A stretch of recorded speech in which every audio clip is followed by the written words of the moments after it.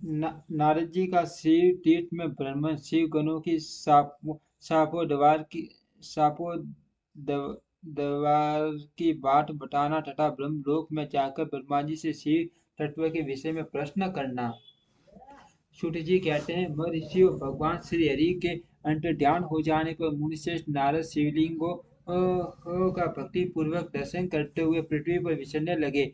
ब्राह्मणों ने भूमंडल पर घूम फिर कर उन्होंने भोग और मोक्ष देने वाले बहुत से शिवलिंगों का प्रेम पूर्वक दर्शन किया। दिव्य दर्शी नारद जी भूतल के तीर्थ में विचर रहे हैं और इस समय उनका शीत सूट है, ये जानकर वे दोनों शिवगण उनके पास गए। वे उनके दिए हुए सापों से उद्धार की इच्छा रखकर वहां गए थे। उन्होंने आदर पूर्वक मुनि के दोनों दोनों पैर पकड़ लिए और मस्तक झुकाकर भली भांति प्रणाम करके करके शीघ्र ही इस प्रकार कहा। शिवगण बोले, ब्राह्मण ब्राह्मण हम दोनों शिव के गण हैं, उन्हें हमने ही आपका अपराध किया है। राजकुमारी श्रीमती के स्वयंवर में आपका शीत माया से मोहित हो रहा था। उस समय परमेश्वर की प्रेरणा से आपने हम दोनों को साप दे दिया। वहाँ कुछ समय जानकर हमने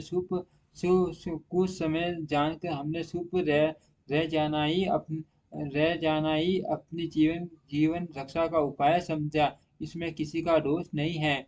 हमें अपने कर्म का ही फल प्राप्त हुआ। प्रभु, अब आप प्रसन्न होइए और हम दोनों पर अनुग्रह कीजिए। नारद जी ने कहा, आप दोनों महादेव जी के गण हैं और सठ पुरुषों के लिए परम सम्मान्य है। अतः मेरे मोह रहित एवं सुखदायक दायक यथार्थ वचन को सुनिए। पहले निश्चय ही मेरी बुद्धि भ्रष्ट हो गई थी, बिगड़ गई थी और मैं सर्वथा मोह के वशीभूत हो गया था। इसीलिए आप दोनों को मैंने श्राप दे दिया। श्री गणों, मैंने जो जो कुछ कहा है वह वैसा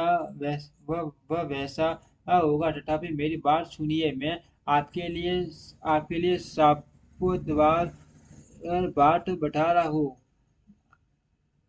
हूँ। आप लोग आज मेरे अपराध को क्षमा क्षमा कर दे। मुनिवर, विश्व के वीर्य से जन्म ग्रहण करके आप संपूर्ण दिशाओं में प्रसिद्ध कुंभकर्ण रावण राक्षस का पद ग्रहण करेंगे और बलवान वैभव से युक्त तथा परम प्रतापी होंगे। समस्त ब्रह्मांडों के राजा होकर होकर शिव भक्त एवं जितेंद्रिय होंगे। शिव के ही दूसरे स्वरूप श्री विष्णु के हाथों मृत्यु पाकर फिर पर प्रतिष्ठित हो जाएंगे।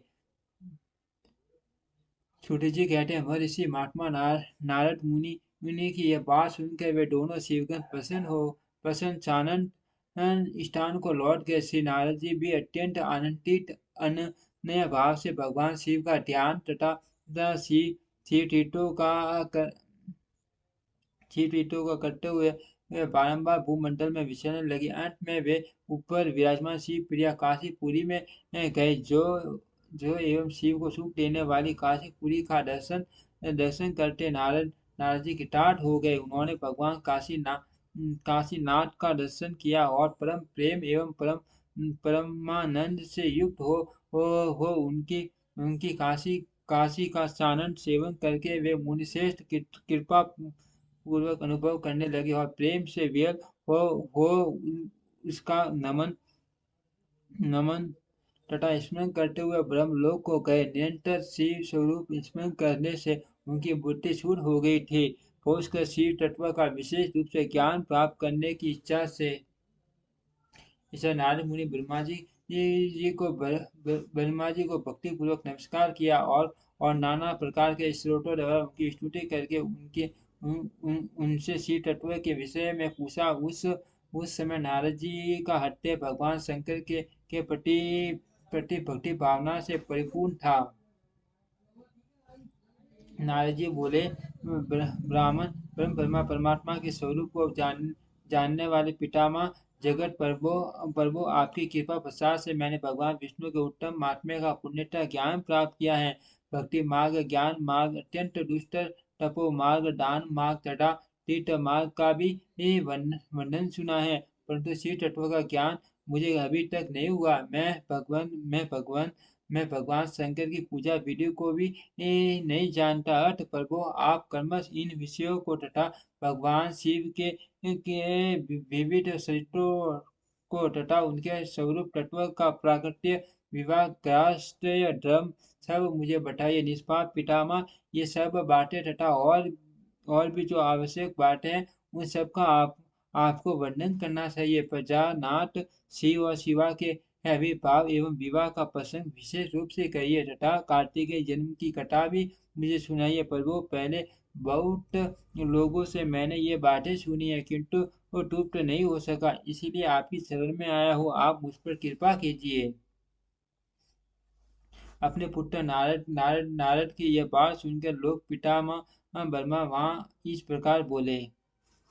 ओम श्री शक्ति नमः। ओम श्री शक्ति नमः। ओम श्री शक्ति नमः। ओम श्री शक्ति नमः।